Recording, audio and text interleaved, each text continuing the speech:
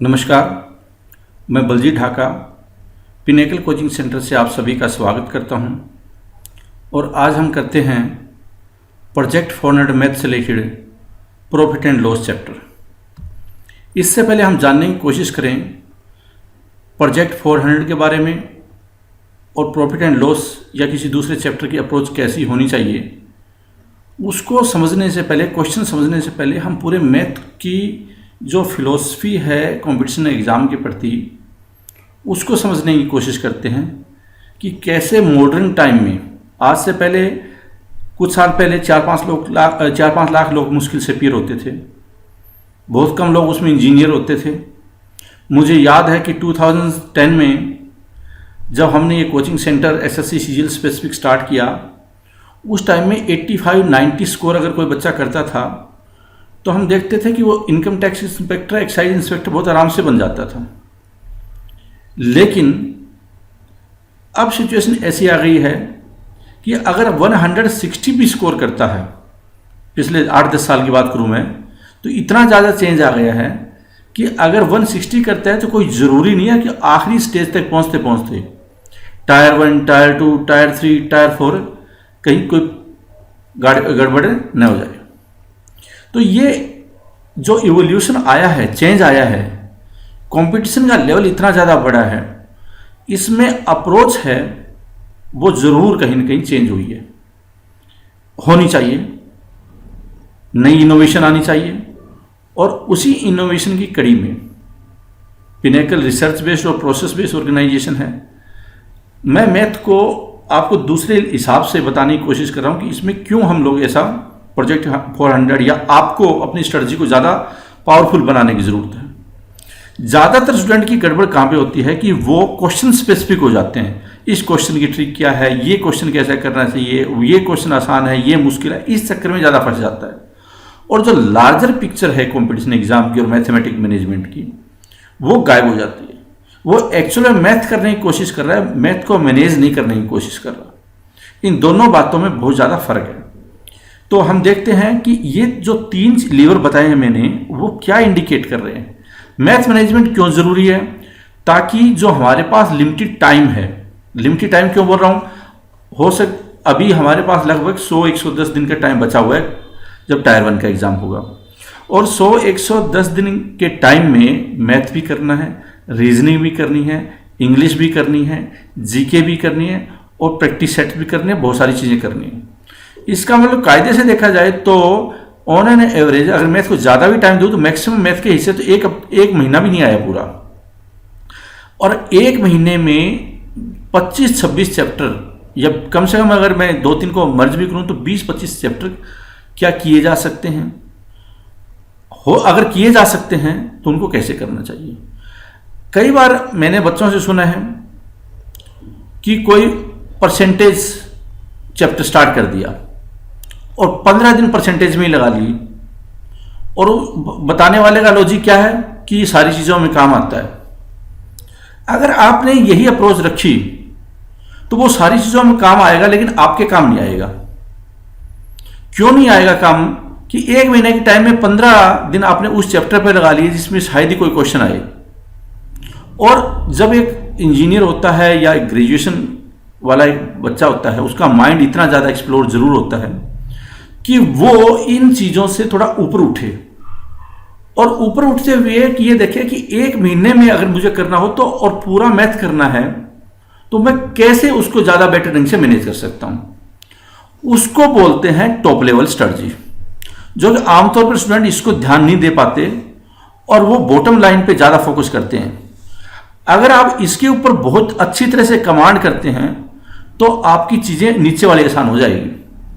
Broader aspect of management, how much time for entire math, कितना math में आपको time देना है, पहले आपको ये जरूर डिसाइड करना चाहिए। अगर आप 110 दिन का टाइम में अगर मल्टीप्लाई करें आवर से भी, तो उसमें आप कितना टाइम इसको देंगे 110 दिन में या 100 दिन में। और अभी बहुत सारे स्टूडेंट्स ने तैयारी स्टार्ट भी नहीं की, जब नोटिफिकेशन आएगा तब स्टार्ट करेंगे। उसमें हो सकता है उनके पास 60 दिन का 70 दिन का टाइम बचे और उसमें पूरा मैथ करना है, नए सिरे से स्टार्ट किया है, या हो सकता है मैथ में कमजोर हो। तो वो क्वेश्चन वाली जो अप्रोच है वो आपको बैकफायर करेगी, उसका कोई ज़्यादा लाभ नहीं होने वाला है। कितने क्वेश्चन ये आप अप्रोच रखोगे। तो टॉप लेवल अप्रोच आपकी पहले होनी चाहिए, स्ट्रेटजी कि मुझे क्या करना है, कैसे करना है। फिर उसके बाद आता है मिडिल लेवल प्लानिंग। आपने पूरे मैथ के लिए तो रिसोर्सिस, टाइम है और एबिलिटी है, अपनी सारी दिमाग में बिठा ली है, लेकिन चैप्टर में कौन सा चैप्टर ज़्यादा इंपॉर्टेंट है और उसकी वेटेज कितनी है और उसके लिए कितना टाइम एलोकेट किया जा सकता है। अगर 30 दिन का मैं बता रहा हूं कि पूरा मैथ के लिए बचा हुआ ही है, आपके पास ऑप्शन नहीं है, एक साल नहीं बचा हुआ, अब 30 दिन के लिए टाइम बचा हुआ है पूरे मैथ के लिए, तो ऐसे एलोकेटेड है, तो ऐसे में आप ऐसे नहीं बोल सकते कि एक छोटे से चैप्टर को, परसेंटेज को, या फिर आप नंबर सिस्टम को 10 दिन लगा दिए, 15 दिन लगा दिए और आपको समझने में बहुत ज़्यादा टाइम लगा रहे हैं। भाई ऐसी समझ का क्या फायदा जब आपको रिजल्ट नहीं आएगा उससे। कहीं ना कहीं गड़बड़ कहां पे थी, वो चैप्टर वाइज की बात करूं तो मिडिल लेवल पे आपने गड़बड़ कर दी, क्योंकि आपको ये देखना है कि 30 दिन में तो सारा खत्म करना है। अगर खत्म नहीं हुआ तो पूरा जो मैनेजमेंट है आपका 160 प्लस का स्कोर का टारगेट, वो काफी ज्यादा पिछड़ जाएगा। क्योंकि एग्जाम क्लियर करना अल्टीमेट ऑब्जेक्टिव है, किसी क्वेश्चन को सीखना एकमात्र ऑब्जेक्टिव नहीं हो सकता।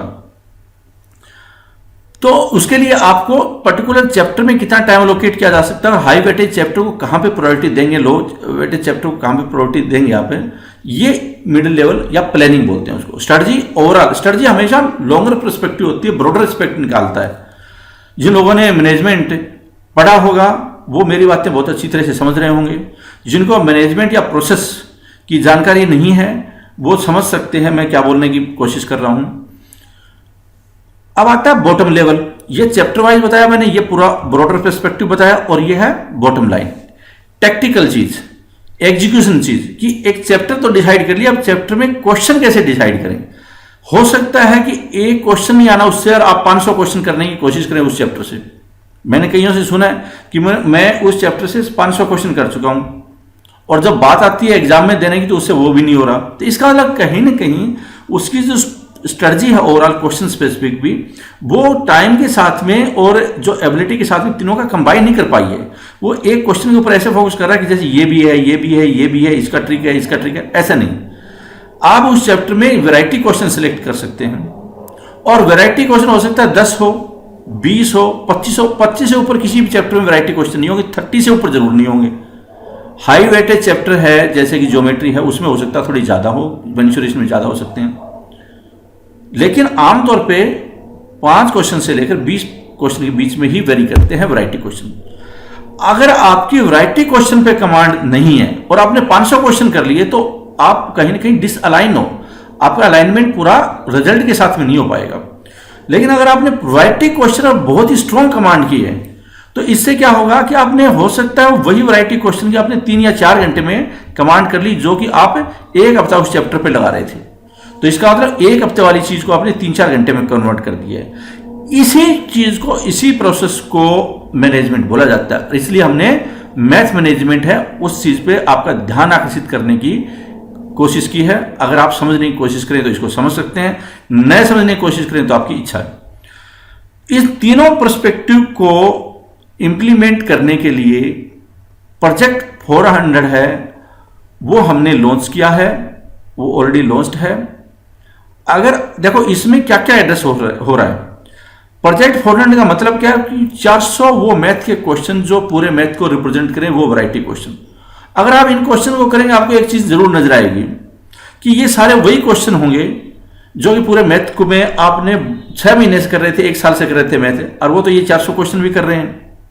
इससे अच्छा पहले ये 400 क्वेश्चन कर लेते हैं, और हो सकता है 10 या 15 दिन या 20 दिन में हो जाते हैं क्वेश्चन, और उसके बाद आप पूरे सेट्स की, प्रैक्टिस सेट्स की 100 क्वेश्चन वाले की या 200 क्वेश्चन वाले की, जो भी आप उचित समझें, पूरे मैथ की प्रैक्टिस करते हैं तो आपका रिजल्ट ज्यादा बेटर आता, कम टाइम में बेटर आता।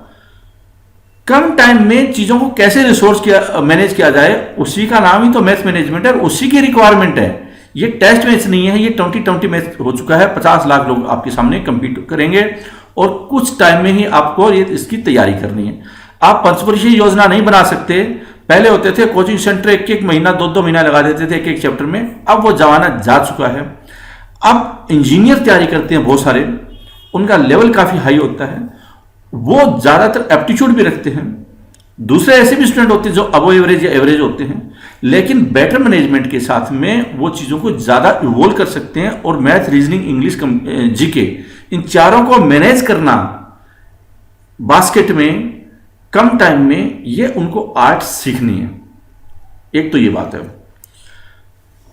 तो जो प्रोजेक्ट 400 है, उसी का जो टारगेट है इन तीनों लेवल ऑफ मैथ मैनेजमेंट है वो कवर करता है। तो ये प्रोजेक्ट 400 क्या है, जिनको नहीं पता वो मैं बता देता हूं। यह कॉन्सेप्ट है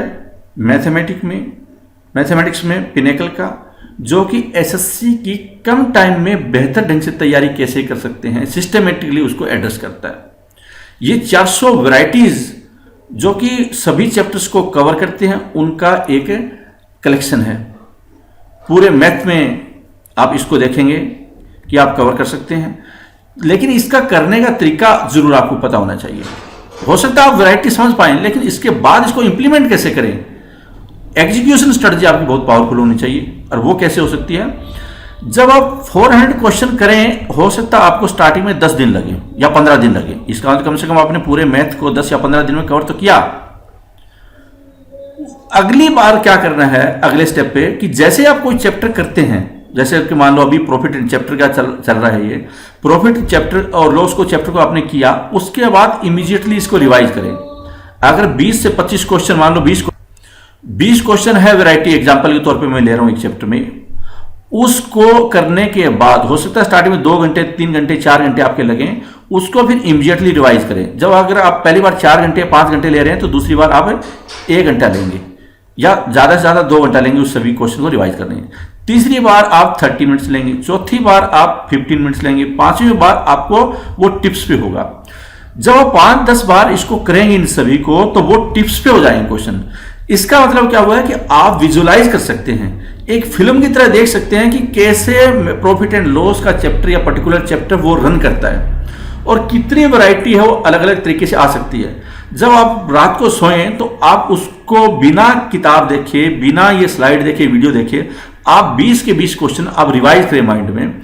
और एक टाइम ऐसा भी आएगा जब आप ऐसे ऐसे करते जाएंगे, तो अल्टीमेट देखेंगे आप पूरा ये 400 क्वेश्चन पूरा मैथ है, वो आप 2 या 3 घंटों में, 2 या 3 आवर्स में, बिना कॉपी, बिना मैथ, बिना वीडियो, बिना स्लाइड्स दिए हुए 1 से लेकर 400 तक कौन कौन से चैप्टर में कौन कौन से क्वेश्चन होते हैं आपकी टिप्स में होंगे।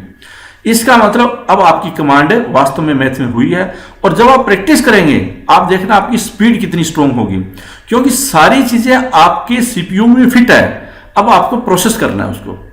तो इस तरह की जो स्ट्रेटजी है वो आपके लिए बहुत ज़्यादा फायदेमंद हो सकती है, बहुत इनोवेटिव स्ट्रेटजी हो सकती है, मैथ को करने का एक अंदाज आपके दिमाग में नए ला सकते हैं। और जो बच्चे थोड़ा कमजोर महसूस करते हैं, एवरेज, अबो एवरेज या एवरेज महसूस करते हैं, उनके लिए भी मैथ उतना ही आसान हो सकता है। 2016 में जब एग्जाम हुआ था टायर 1 का, तो जिन बच्चों ने 1 महीने पहले भी कोई तैयारी स्टार्ट की थी, उन्होंने भी 25 के 25 स्कोर कर दिया था। और जो बच्चे 1 साल 2 साल से लगे हुए थे, वो भी 25 कर रहे थे। हो सकता है उनसे कोई गलती हो गई तो 2324 पे अटक गए। डिफरेंस कहां था कि उन्होंने उस बात को समझ लिया कि भाई देखो, इतना कोई हाई फाई मैथ नहीं आता आमतौर पे एसएससी सीजीएल में। टायर 1 और टायर 2 में कई बार थोड़ा बहुत क्वेश्चन आ सकता है, लेकिन आमतौर पर स्टूडेंट क्या है कि आसान क्वेश्चन मिस कर जाते हैं और मुश्किल का फिर होना रखते हैं। 25 क्वेश्चन अगर आप देखेंगे तो 2 या 3 ऐसे आएंगे जो कि थोड़ा मुश्किल होते हैं। आमतौर पे 25 में से 10-15 क्वेश्चन काफी आसान होते हैं, 4-5 क्वेश्चन होते हैं एवरेज होते हैं, 2-3 क्वेश्चन थोड़े डिफिकल्ट होते हैं। वो जो बाकी के क्वेश्चन होते हैं वो इतना टाइम नहीं लेंगे, 1-2 क्वेश्चन ही ज्यादा टाइम लेंगे। तो आप जब प्रैक्टिस करेंगे, ये बात भी आपको और समझ में आ जाएगी कि किस तरह से क्वेश्चन को अटेम्प्ट भी करना है। वो प्रैक्टिस से आप ज्यादा बेटर कर पाएंगे। तो ये जो अप्रोच है हमारी, जो प्रोजेक्ट 400 और मैथ मैनेजमेंट दोनों का कंबाइन हमने कैसे किया है, उस चीज को मैंने डिस्कस किया। अब आता है चैप्टर प्रॉफिट एंड लॉस। इसके ऊपर हम लोग चलते हैं इस प्रेजेंटेशन के माध्यम से। इसमें प्रॉफिट एंड लॉस के 4 पार्ट होंगे, जिसके जरिए सभी वैरायटी क्वेश्चंस को ट्रिक्स के साथ में, या हम ज़्यादातर लॉजिक के अनुसार चलने की कोशिश करते हैं, उस पर फोकस करते हुए चीज़ों को समझाया जाए। प्रॉफिट और लॉस, प्रॉफिट कब होता है? जब सेलिंग प्राइस ज़्यादा होगा, कोई चीज़ महंगे में हमने बेच रहे हैं और सस्ते में खरीदी, कॉस्ट कम है, बेच ज़्यादा में रहे हैं, तो ऑब्वियसली प्रॉफिट होगा। और लॉस कब होगा? लॉस तब होगा जब आपने कोई चीज़ महंगे में बेच दी, महंगे में खरीद ली और सस्ते में बेच दी। उस तरह की सिचुएशन में आप लॉस कर बैठे।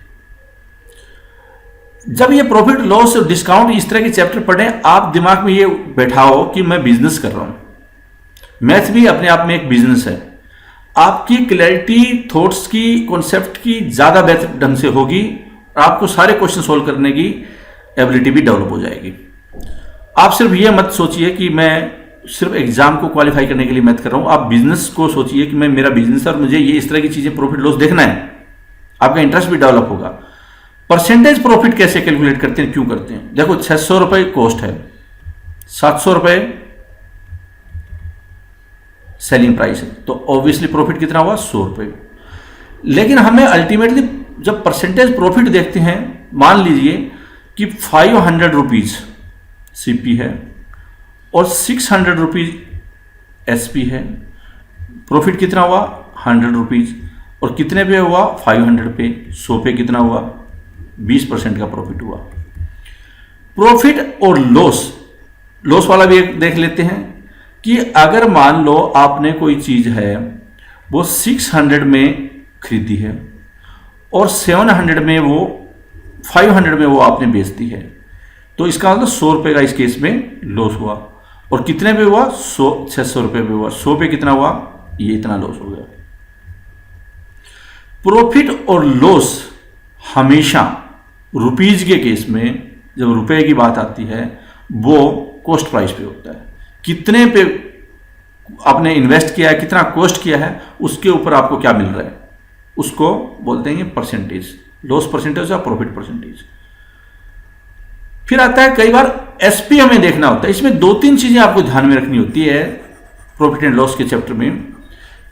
और एक वो होती है कि आप कॉस्ट प्राइस कैसे निकालते हैं। ये आपका असली टेस्ट कर देगा कॉस्ट प्राइस निकालना। पहले सेलिंग प्राइस देखते हैं कि कैसे होगा। देखो, अगर 500 रुपीज सीपी है और 20% प्रॉफिट है, मैं बहुत सिंपल से यहां पे एग्जांपल ले रहा हूं समझने के लिए, 20% है प्रॉफिट, तो एसपी कितना हुआ? 100 रुपए पे 20 रुपए प्रॉफिट हो रहा है। 500 पे कितना हुआ? 100 रुपए। देखिए 20, आप इसको ऐसे कर सकते हैं, टोटल प्रॉफिट भी निकाल सकते हैं। एसपी आप ऐसे कर सकते हैं 500 इंटू 120/100।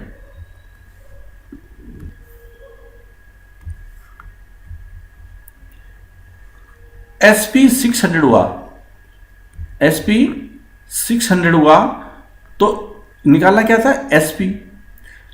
देखिए जब सीपी, ये फॉर्मूला कैसे बना? CP into 100 plus minus profit और लॉस, अगर है, और डिवाइड बाय 100। ये आप इसमें याद रख सकते हैं। और याद रखने की बजाय आप समझने की कोशिश ज़्यादा कीजिए, समझने की ज़्यादा कोशिश कीजिए कि 600 500 से 20% का जब प्रॉफिट था तो 100 रुपये इस पे प्रॉफिट हुआ। 500 का 20% कितना हुआ? इंटू 0.2 या 1/5 आप कर सकते हैं, तो 100 रुपये प्रॉफिट हुआ। 1/5 20% को आप ऐसे भी लिख सकते हैं, देखो 1/5, 25% को ऐसे लिख सकते हैं 1/4, 33 1/3, 33 to 1/3, उसको 1/3 लिख सकते हैं, या इसको ऐसे भी लिख सकते हैं 0.20, वो 20/100 एक ही बात हुई। 100/100 1% होता है। तो जब आप देखेंगे ये कि 500 रुपये 20% के हिसाब से 100 रुपये प्रॉफिट हुआ, तो एसपी कितना हुआ? 600। एसपी इस केस में 600 हुआ। और हम इस बात को कैसे कर रहे हैं? हम इसको ऐसे कर रहे हैं कि एसपी, सीपी अगर 100 रुपये है तो एसपी कितना है? 120 रुपये। अगर सीपी 1 है तो कितना है? 120/100। और सीपी अगर 500 है तो कितना है? इंटू 500। तो ये जो चीज़ है और ये फॉर्मूला दोनों सेम है। 500 CP into 120 divide by 100, 120 divide by 100। अगर ये लॉस हो तो आप क्या करेंगे? लॉस हो तो उस केस में देखने की कोशिश करते हैं। लॉस में एक याद रखो, एक चीज प्रॉफिट लॉस के चैप्टर में, जब प्रॉफिट होता है हमेशा चीज जुड़ती है, चाहे वो कॉस्ट प्राइस निकालना हो या सेलिंग प्राइस निकालना हो। और अगर लॉस होता है हमेशा चीज माइनस होती है, जैसे प्रॉफिट निकालना हो या फिर लॉस निकालना हो। लॉस में हमेशा चाहे वो कॉस्ट प्राइस निकालना हो या सेलिंग प्राइस निकालना हो। हम देखने की कोशिश करते हैं कि एसपी निकालना है हमें, सीपी दिया हुआ है 500 रुपीज और लॉस है मान लीजिए 10%, लॉस है 10% और हमें निकालना है एसपी। एसपी कितना हुआ, तो कितना है लॉस 10%, 100 रुपये पे 10 रुपीज का लॉस है, 500 पे कितना होगा, ऑब्वियसली 50 रुपीज का होगा। 10/100 इंटू 500, 50 रुपीज का लॉस हुआ।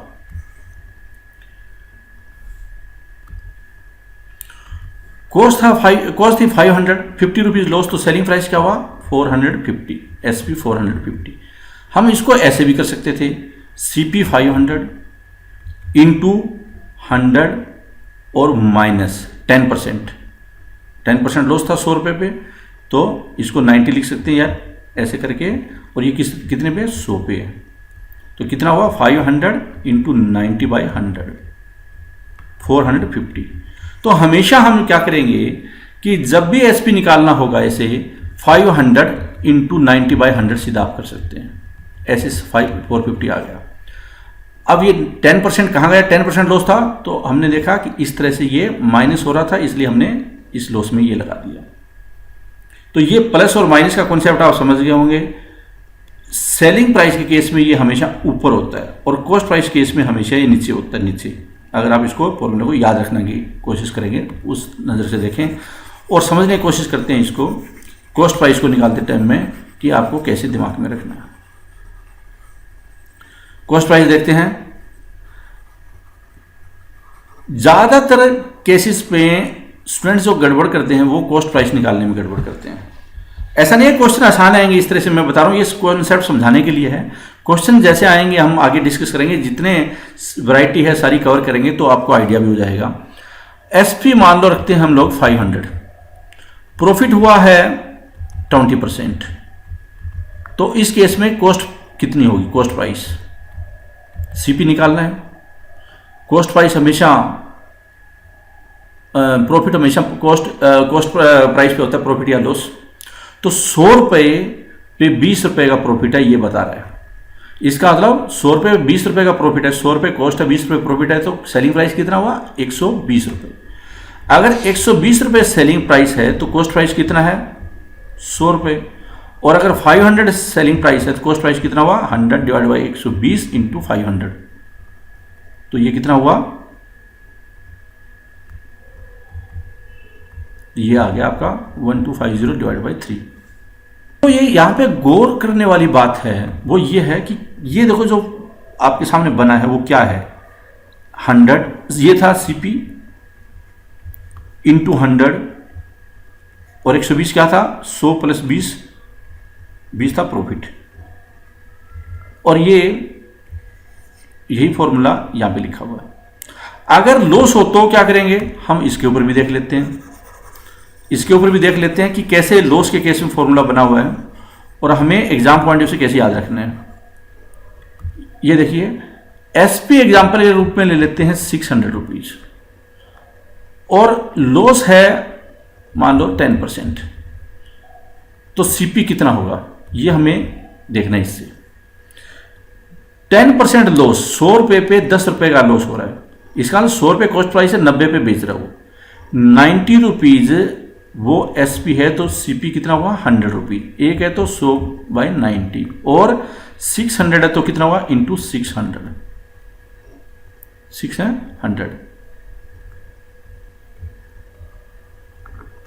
तो ये हुआ 2000 बाई 3। इस केस में कॉस्ट प्राइस ये हुआ। अब यहां पे देखो क्या निकल कर आया है, ये क्या है सीपी इंटू 100 और माइनस 10, क्योंकि 10% लॉस था, माइनस 10% लॉस। तो ये फॉर्मूला क्या हुआ कि अगर लॉस होता है तो आपका ये एसपी था, एसपी, और इस केस में भी ये एसपी है, एसपी था 600 था एसपी और उसमें था 500 एसपी। तो ये देखिए कि जब आप सीपी निकालते हैं तो कैसे SP into 100 divide by 100 minus loss. तो दो चीजें यहां पे निकल कर आई है कि जब आपको ध्यान में क्या रखना है एग्जाम पॉइंट ऑफ व्यू से कि सीपी निकालना हो तो is equal to SP into 100 divide by 100 plus minus profit and loss. जब लॉस होता है हमेशा सीपी ज्यादा होगा और प्रॉफिट होता है तो हमेशा एसपी है वो ज्यादा होगा। इस बात का ध्यान में रखना है। तो ये 4-5 जो टर्मिनोलॉजी थी इसमें बार बार यूज होगी वो हमने डिस्कस की। अब चलते हैं हम लोग। पहला क्वेश्चन है a man wanted to sell an article with 20% profit. एक आदमी कोई वस्तु है वो 20% लाभ पे बेचना चाहता है, लेकिन एक्चुअली वो 20% हानि पे बेचता है और कितने का बेचता है 480 रुपए का। At what price he wanted to sell it to earn the profit. वो वास्तव में कितने रुपए में बेचना चाहता था। ये हाईली फ्रीक्वेंटली आस्क्ड क्वेश्चन में आता है एसएससी सीजीएल के एग्जाम में। तो यहाँ पे कितना दिया हुआ है 480 रुपए। ये क्या है एसपी 480 रुपए और 20% लॉस 20% दिया हुआ है। तो हम पहले क्या करेंगे इसका सीपी निकालेंगे 480 इंटू 100 बाई 80 ये सीपी हुआ। अब यह क्वेश्चन आता है कि वो कितने का बेचे जिससे 20% का प्रॉफिट हो। तो जब सीपी निकल गया तो इसका प्रॉफिट हम लोग निकाल सकते हैं। ये सीपी हुआ 120 बाई 100 तो कितना हुआ 720 रुपीज का टोटल वो सेलिंग प्राइस आ गया। पहले सीपी निकालना है और फिर उसके बाद में एसपी निकालना है। इस तरह क्वेश्चन में आपको अलग अलग निकालने की जरूरत नहीं, उसी को ही आप एक लाइन में रख सकते हैं। Answer A. अगला क्वेश्चन देखते हैं। A person sells 2 machines at ₹396 each. On one he gains 10% and on other he loses 10%. His profit or loss in the whole transaction would be। पूरे सौदे में एक आदमी 2 मशीनें 396 रुपये प्रति मशीन बेचता है। एक पे उसको 10% लाभ होता है, दूसरे पे उसको 10% की हानि होती है। तो बताओ उस पूरे सौदे में, पूरे ट्रांजैक्शन में, पूरे व्यापार में उसको कितना लॉस या प्रॉफिट हुआ।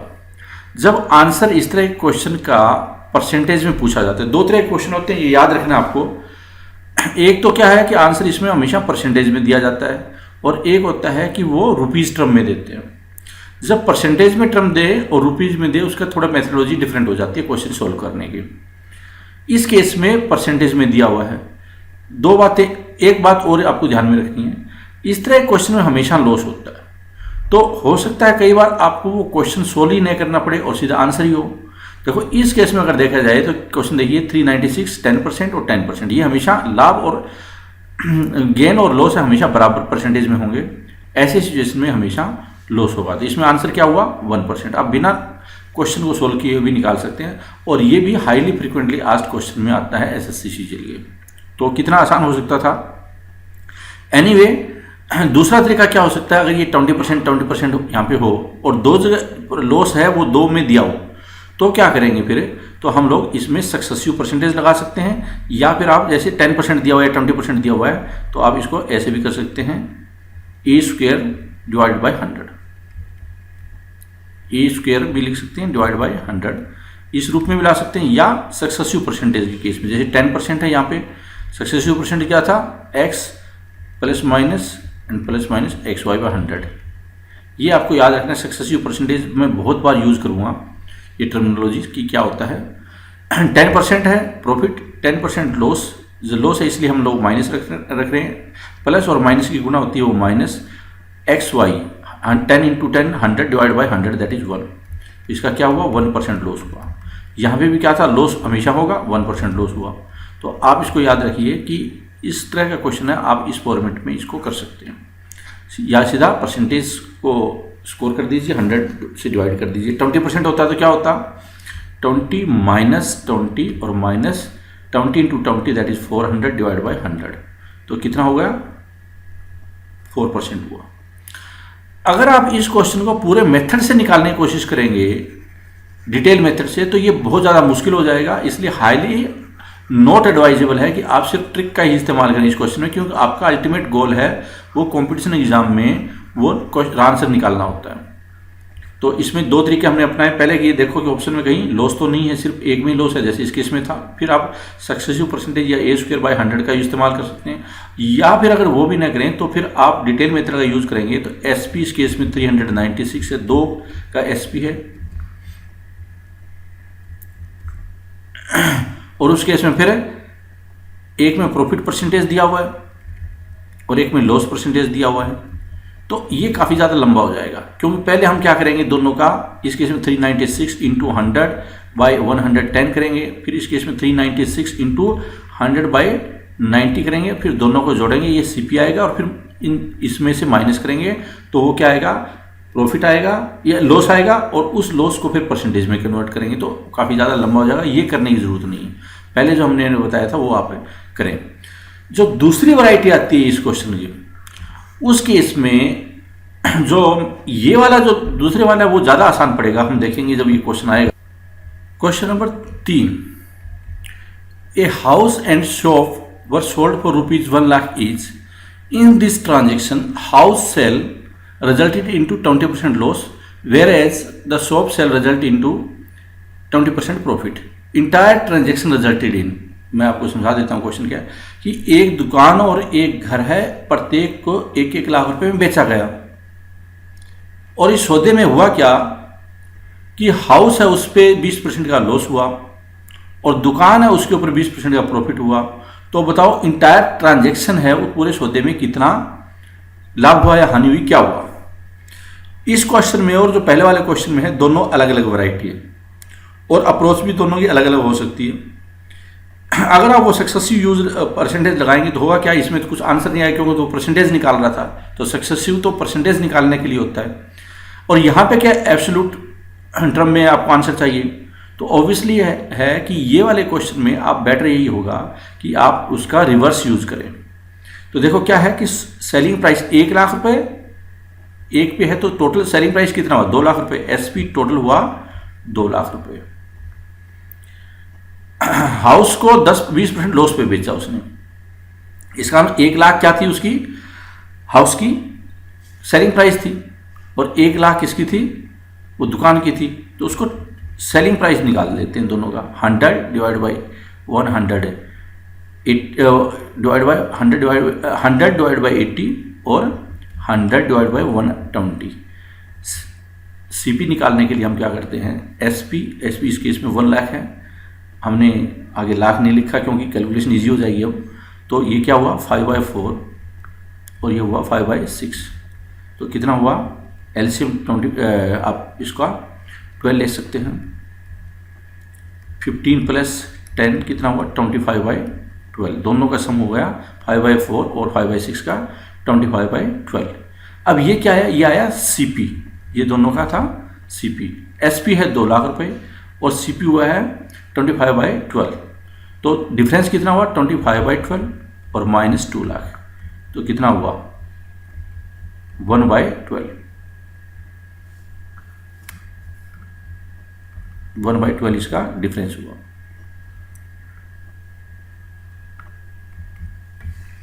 और आंसर किसमें पूछा है, इसी में पूछा 1/12, तो आंसर C हुआ। हालांकि इस केस में भी जो अगर लॉस 1 में ही दिया हुआ है तो आंसर लॉस में ही होगा, लेकिन इस केस में 2 में दिया हुआ है। तो सबसे पहले तो हमें ये देखना था कि लॉस कितने में दिया हुआ है, इसमें 2 में दिया हुआ है। दूसरा क्या है, आप इसका इस तरह से इस्तेमाल कर सकते हैं, CP निकालने से ज़्यादा कंपेरेटिवली आसान हो सकता है। तीसरा आप जो पहले किया था वैसे भी कर सकते हैं।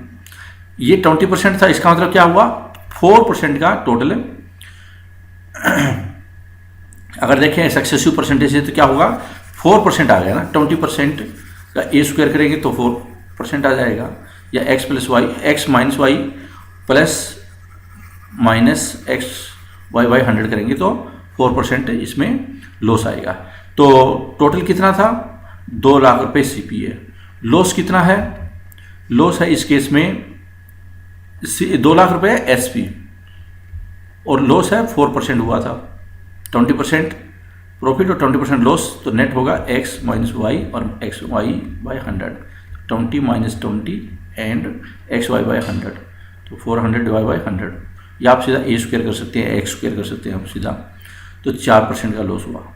तो हम क्या करेंगे 100 डिवाइड बाई 96, तो इस केस में भी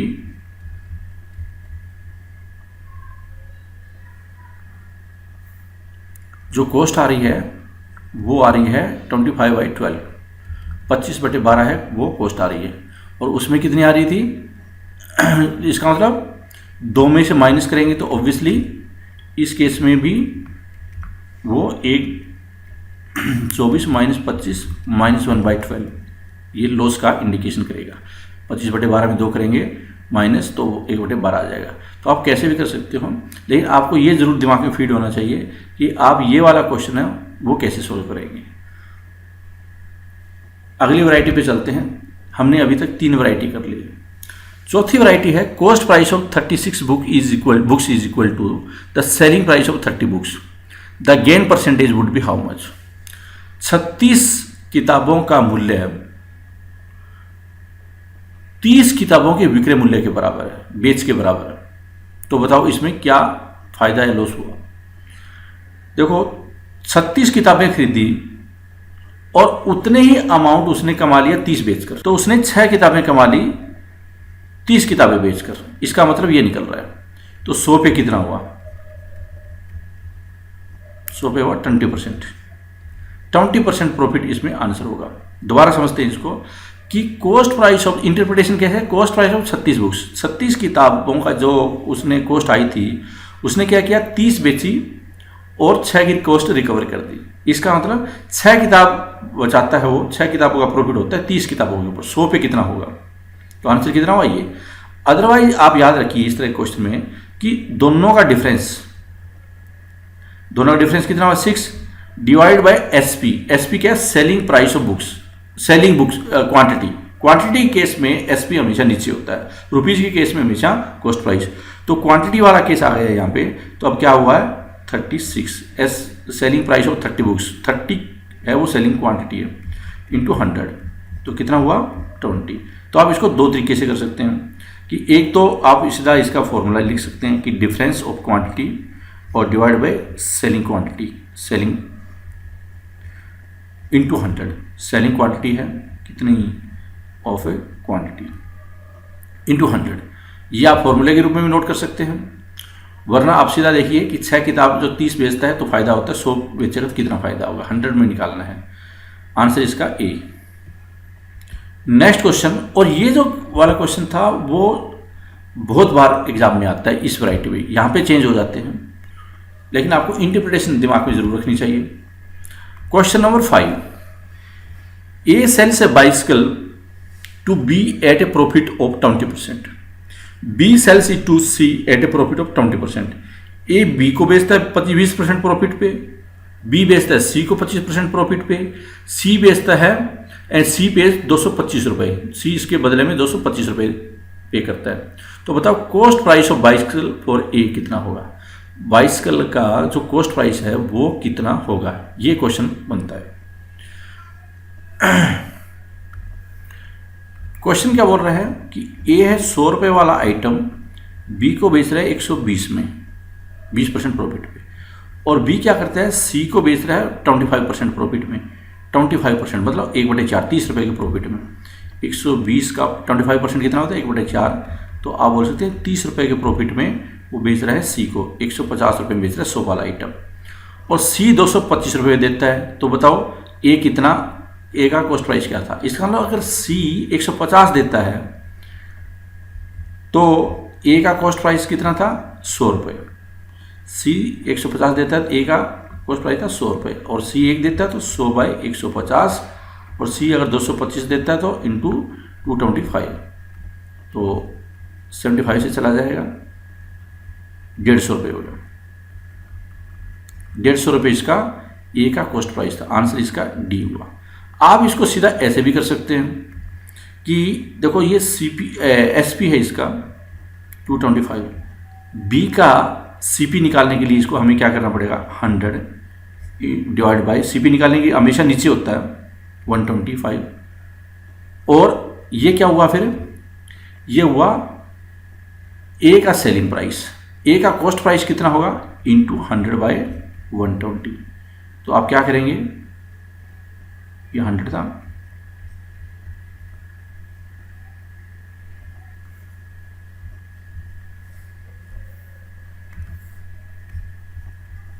तो ये कितना आया, ये आया 100, ये 150 आ गया इस केस में। आप बैक कैलकुलेशन में भी कर सकते हैं कि ये एसपी है सी का,